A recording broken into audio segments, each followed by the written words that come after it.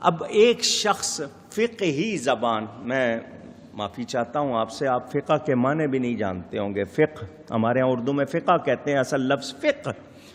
فقہی زبان، لازمی بات ہے عربی فارسی پڑھ رہے ہیں تو زبان ویسی ہی ہوگی، آسان جملوں میں بات نہیں ہوگی. آپ بہت سادہ سادہ جملے بولیں گے، وہ جو ہے لکھی بھی جائے بولی بھی جائے تو وہ مشکل ہوتی ہے.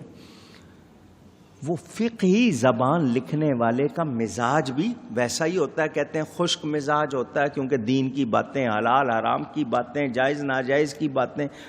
اس پر دیکھیں کمال کہ ایسا شخص جو ہر وقت فقہی زبان میں گم، وہ شاعری کر رہا ہے. اور کتنی پیاری شاعری کر رہا ہے. سب سے اولا اعلی. آپ نے مجھ سے سنا ہوا ہے، میں نے صرف اتنی لائن پر 3 گھنٹے کی تقریر کی ہوئی ہے. سب سے، اب اس میں سب آ گئے. اولا پیارے کو کہتے ہیں، اعلیٰ اچھے کو کہتے ہیں. آگے ذکر ہمارا نبی. کیا مطلب؟ یہ دعوے کی بات ہے. پوری دنیا گھوم لو، حضرت آدم سے لے کر آخری آدمی تک ایک ایک کو چھان پٹک کے دیکھ لو.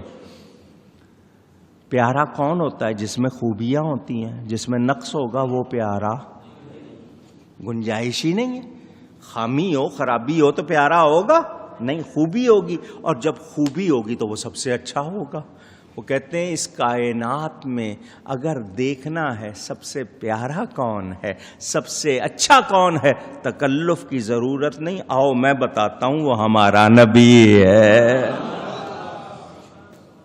دیکھیں یہ کون، جو جس کی زبان فقی فتوے کی، آپ اعلیٰ حضرت کی زبان پڑھیں گے تو آپ کہیں گے جی پلے کچھ نہیں پڑھا.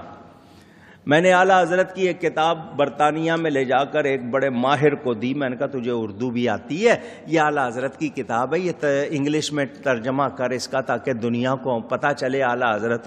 اس نے پڑھ کے مجھے واپس بھیج دی. کہنے لگا پہلے اس کی اردو کر دو. مجھے سمجھ تو آئے کہ جو اردو لکھی ہوئی ہے وہ میرے سر سے گزر گئی ہے، مجھے سمجھ، پہلے اس کی آسان اردو کرو. وہ شخص شاعری کر رہا ہے. کیا کر رہا ہے؟